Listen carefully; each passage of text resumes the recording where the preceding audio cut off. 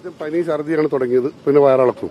ഇങ്ങനെ തുടങ്ങിയത് ഓരോ കേസുകളായി, പിന്നെ അത് കൂടി. ഈ കഴിഞ്ഞ 4 ദിവസമായിട്ടാണ് വളരെ രൂക്ഷമായ സിറ്റുവേഷനിലേക്ക് എത്തിയത്.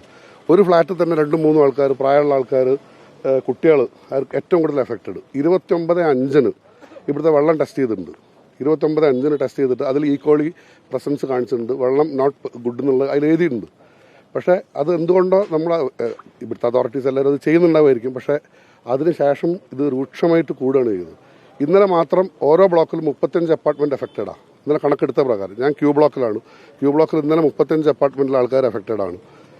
അത് കണക്ക് 300 അതിൽ കൂടുതലാണ്. ഇന്നലെ സൺറൈസിലെ സൂപ്രണ്ടിൻ്റെ മെസ്സേജ് പ്രകാരം മിഞ്ഞാന്ന് 42 ആൾക്കാരാണ് മിഞ്ഞാന്ന് മാത്രം അവിടെ പോയിട്ടുള്ളത്, അഡ്മിറ്റ് ആയിട്ടുള്ള പകുതി ആൾക്കാർ. അപ്പോൾ ഇത് എങ്ങനെയാണ് വന്നത്?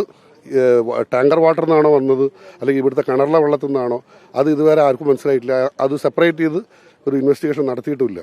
ഇത് സിറ്റുവേഷൻ ഇത്തിരി ഒരു പാനിക്കാണ്. പാനിക്കല്ല, എല്ലാവരും ഓക്കെയാണ്, എവരിത്തിങ് അണ്ടർ കൺട്രോൾ എന്ന് പറയുന്നത് അത് ശരിയായിട്ടുള്ളതല്ല. അതൊരു സ്റ്റേറ്റ്മെൻറ്റ് ശരിയല്ല, മിസ്ലീഡിങ് സ്റ്റേറ്റ്മെൻറ്റാണ്. വയസ്സായിട്ടുള്ള ആൾക്കാർ ഒരു ജി ബ്ലോക്കിൽ ഒരു പ്രായമുള്ള അവരൊക്കെ ഹോസ്പിറ്റലിൽ റിലാക്സ് ചെയ്തിട്ട് ഹോസ്പിറ്റലിലാണ്. കുട്ടികൾ ഇന്നലെ ക്യൂ ബ്ലോക്കിൽ വയസ്സായിട്ടുള്ള ആൾ കൊണ്ടുപോകുന്നതിൻ്റെ ഇടയിൽ അവിടെ തന്നെ ലിഫ്റ്റിലൊക്കെ ഛർദ്ദിക്കുക, ലിഫ്റ്റിന് പുറത്തൊക്കെ ഛർദ്ദിക്കുക. ഇതൊക്കെ ഒരു എങ്ങനെയാണെന്ന് അറിയില്ല. ഇപ്പം ഇന്നലെ രാത്രി എൻ്റെ മൂത്ത ആൾക്ക് തുടങ്ങി, ഇന്ന് രാവിലെ ചെറിയ ആൾക്ക് തുടങ്ങി. ഒന്നുമില്ലാതെ വെറുതെ ഇരിക്കണം. നമ്മളിപ്പോൾ ബോയിൽ ചെയ്ത വാട്ടറാണ് എല്ലാം കുടിക്കുന്നത് കഴിഞ്ഞ 3-4 ദിവസമായിട്ട്. എന്നിട്ട് പോലും ഇത് കണ്ടിന്യൂ ചെയ്യാണ്. ഇന്ന് രാവിലെ തുടങ്ങണമെങ്കിലോ?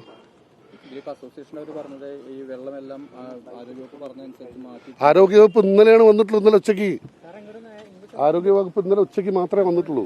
ഇന്നലെ ഉച്ചയ്ക്ക് വന്നിട്ട് പറഞ്ഞ പ്രകാരം എല്ലാവർക്കും ഇൻസ്ട്രക്ഷൻ കൊടുത്ത് ബോയിൽഡ് വാട്ടർ ഒരുമാതിരി എല്ലാ അപ്പാർട്ട്മെൻറ്റിലും RO വിത്ത് UV എല്ലാവരും അതാണ് യൂസ് ചെയ്യുന്നത്.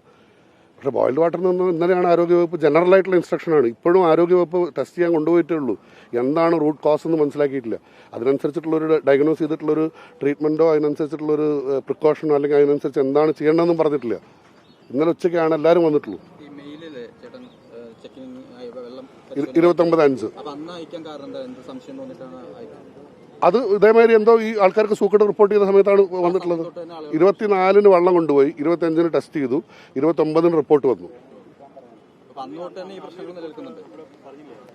റിപ്പോർട്ട് പുറത്ത് വന്നിട്ടില്ല എന്നൊന്നും. അല്ല, അത് ഒരു ഫോറത്തിലും ജനങ്ങളെ അറിയിച്ചിട്ടില്ല. പിന്നെ അതാ 29/5-ന് കൊടുത്തതായിട്ട് റിപ്പോർട്ടുണ്ട്. അല്ല, അത് അവർ അതിനുള്ള ട്രൈ ചെയ്തു എന്നാണ് പറയുന്നത്. അവരതിനനുസരിച്ച് ട്രൈ ചെയ്തു എന്ന് പറയുന്നു. പക്ഷേ സിറ്റുവേഷൻ അത് കുറഞ്ഞിട്ടില്ല. ജനങ്ങളാരും റിപ്പോർട്ട് കണ്ടിട്ടില്ല.